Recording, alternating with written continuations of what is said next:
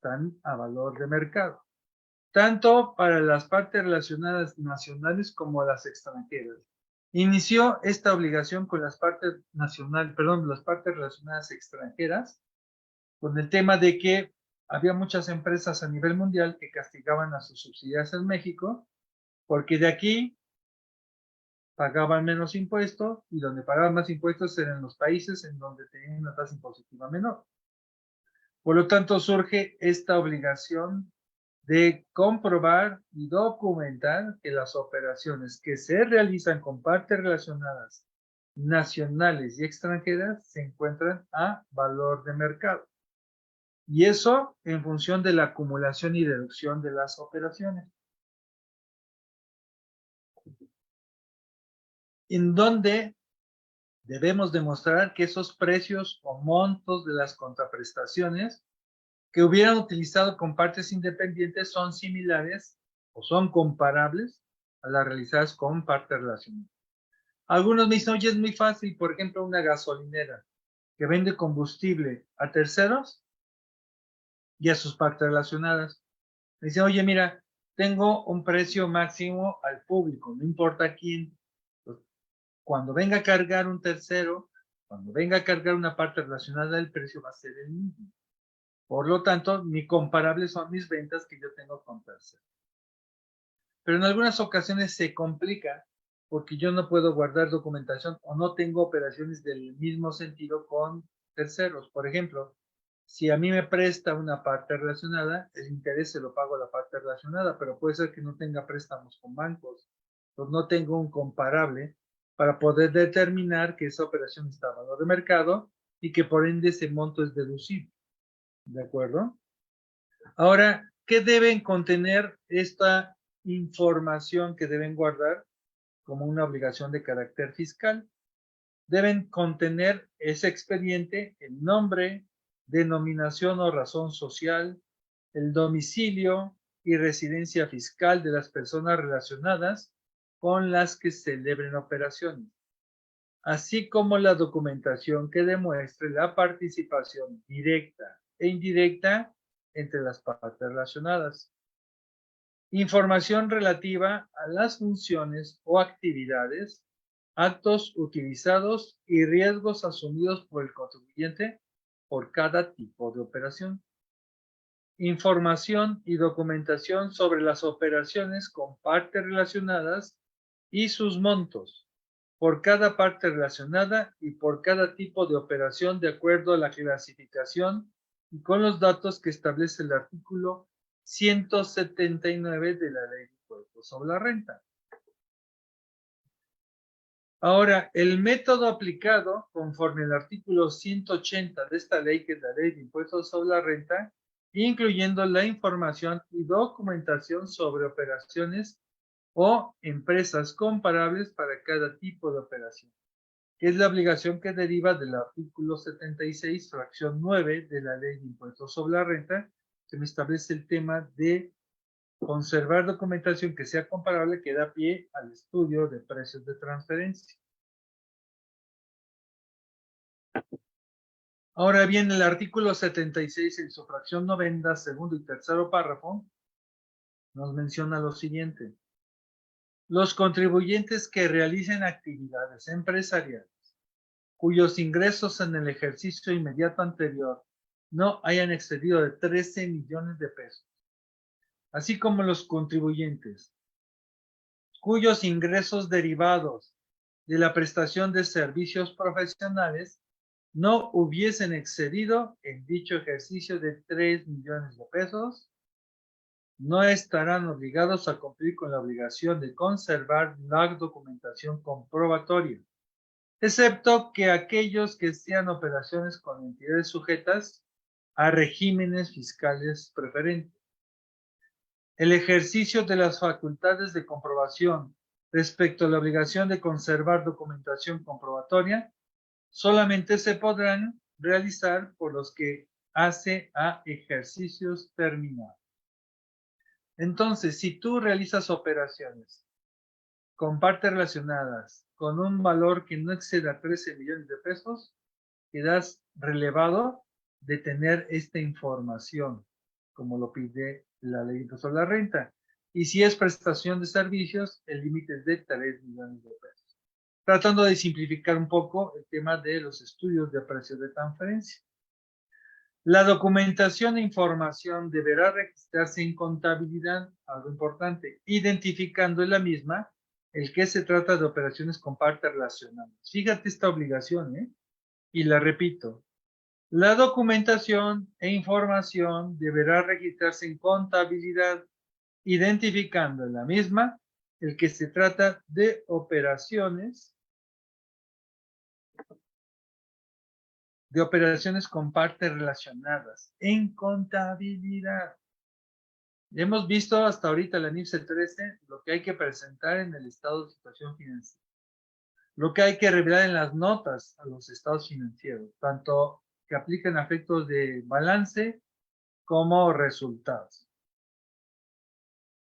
Y aquí nos menciona que en la propia contabilidad se debe identificar las operaciones con partes relacionadas. Ustedes tienen, además de determinar si hay partes relacionadas, lo identifican en la contabilidad. Si no, valdría la pena empezar a trabajar sobre eso, porque te genera menor trabajo de andar buscando, oye, de mis clientes, ¿quiénes son partes relacionadas?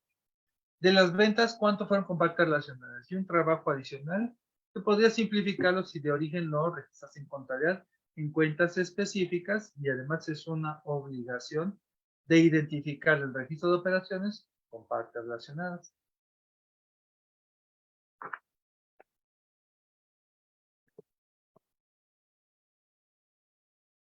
También, además de esto, hay dos obligaciones adicionales.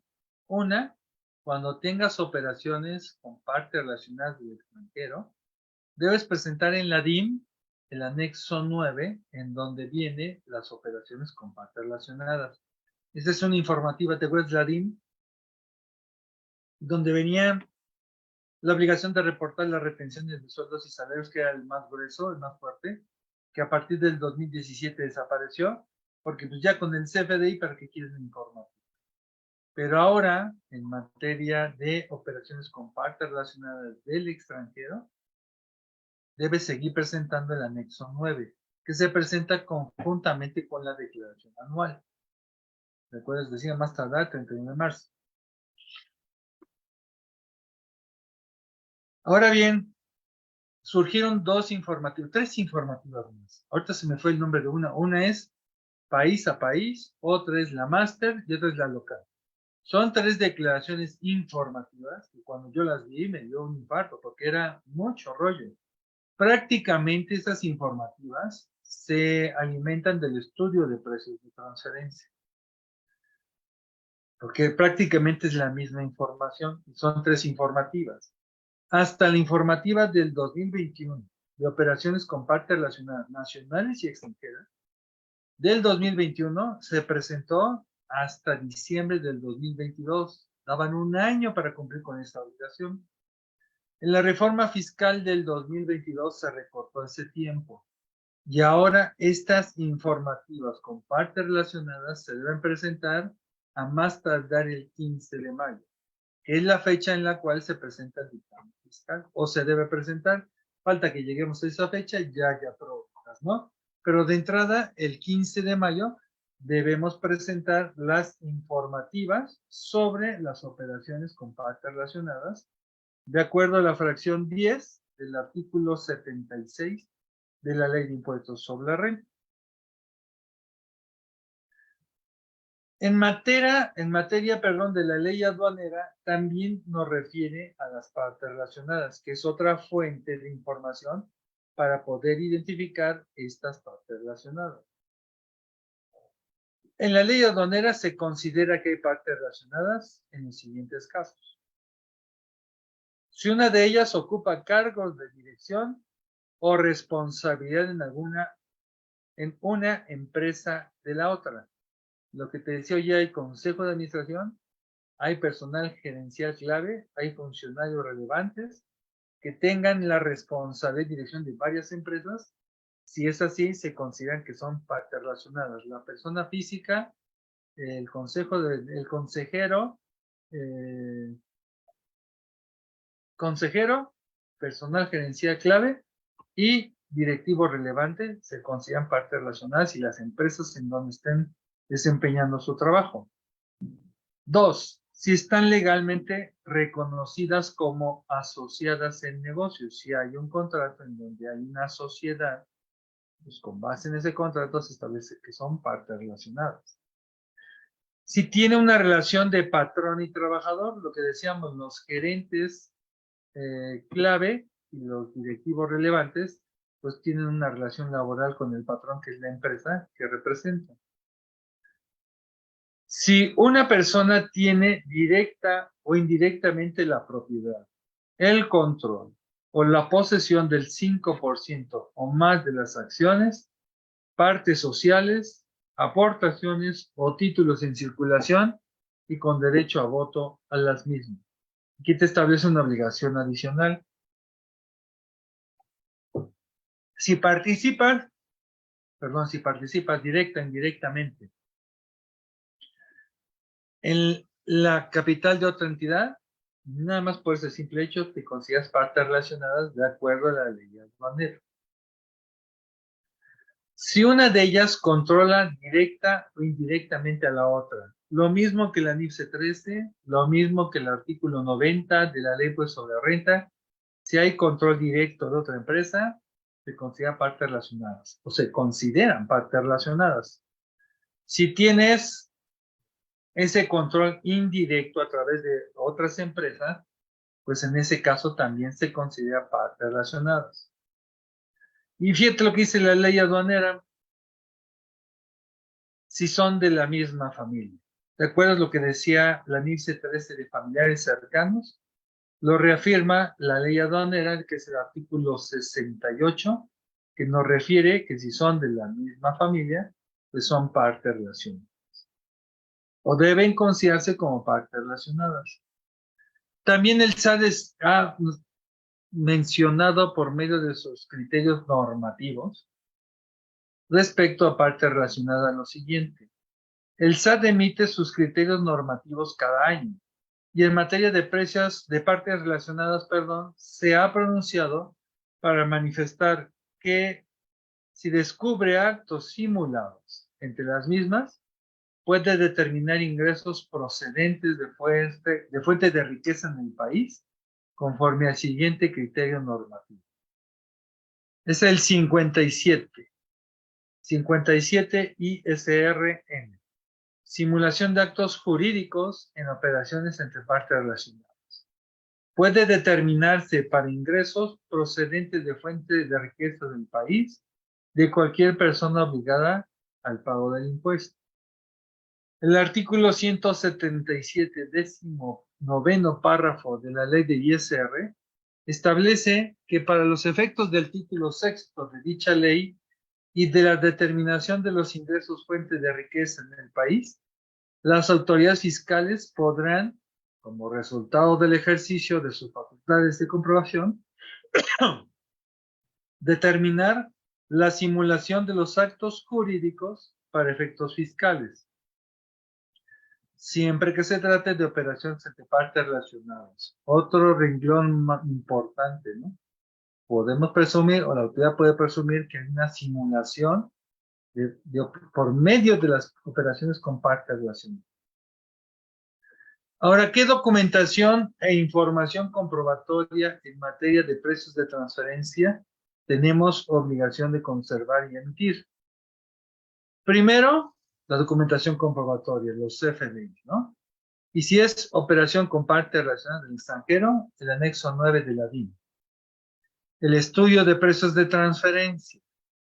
Y las nuevas declaraciones en materia de transferencia, aquí las tenía, son del artículo 76 de la Ley de Impuestos sobre la Renta, son el archivo maestro, el archivo local y el reporte país por país. Estas tres forman parte de las informativas que hay que manifestar el SAT en materia de estudio de precios de transferencia, o más bien de operaciones con partes relacionadas.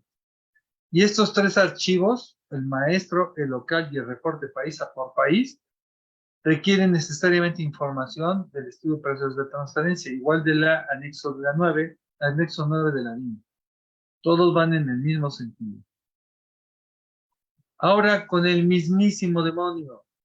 Oye, ¿qué onda hay con la parte fiscal en cuanto a contabilidad y todo este rollo? Dependientemente de las operaciones que debo reportar en el estudio de precios de transferencia. En el anexo 24, si se dan cuenta, hay varios rubros que traen códigos agrupadores en donde se identifican los saldos con partes relacionadas. Este anexo 24 no es nuevo. Eso data ya de varios años atrás, más de una década, que deberías tenerlos bien asignados. Fíjate lo que dicen. Clientes me pone un código agrupador que debo, en donde yo debo agrupar, valga la redundancia, los saldos que tenga con clientes nacionales, parte relacionada, y clientes extranjeros, parte relacionada. Eso debe estar en tu contabilidad electrónica que mandas mes a mes identificado. En cuentas y documentos por cobrar a largo plazo, tenemos cuentas y documentos por cobrar a corto plazo nacional, parte relacionada, y extranjero, parte relacionada. También ahí tenemos identificado algunos códigos agrupadores para reportar en la balanza al SAT que son con partes relacionadas. Tenemos derivados de las cuentas por cobrar, pueden surgir intereses. Esos intereses que se manejen en sus cuentas por cobrar también deben estar identificados si corresponden a partes relacionadas o partes no relacionadas. Por lo tanto, hay que hacer la suma de estos saldos que hay con partes relacionadas para poder identificarlos y revelarlos. Y también hay otras cuentas por cobrar a corto plazo con parte relacionada. Deudores diversos, tenemos funcionarios y empleados. Oye, ¿por qué funcionario y empleado son parte relacionada?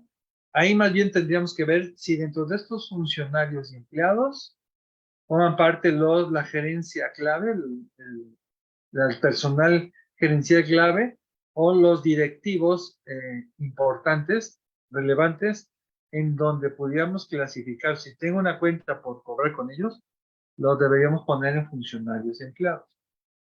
Socios y accionistas, pues más claro no puede ser, ¿no? Si eres socio o accionista y así hay una cuenta, pues entonces debe ser una operación que hay que revelarla. Y obviamente un saldo y ver el origen.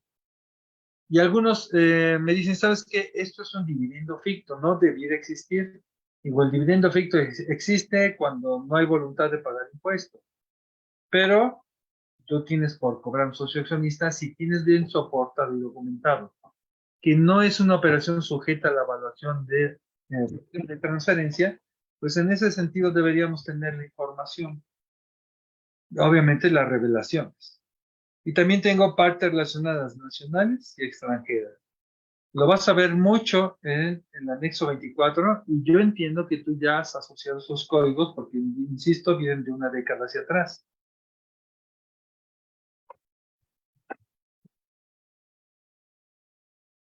Con esto me gustaría compartir algo, muchachos, que es el nuevo formato de la declaración anual, en donde también le da un especial énfasis a este tema de saldos y operaciones con partes relacionadas. Ustedes saben que la declaración anual para este 2022 de personas morales cambió. Ahora vamos a incluir lo que corresponde a los 4 estados financieros. Estado de situación financiera, estado de resultados, estado de flujo de efectivo y estado de cambios en el capital contable como algo novedoso. Y lo novedoso es que van a ser comparativos 2022 con 2021.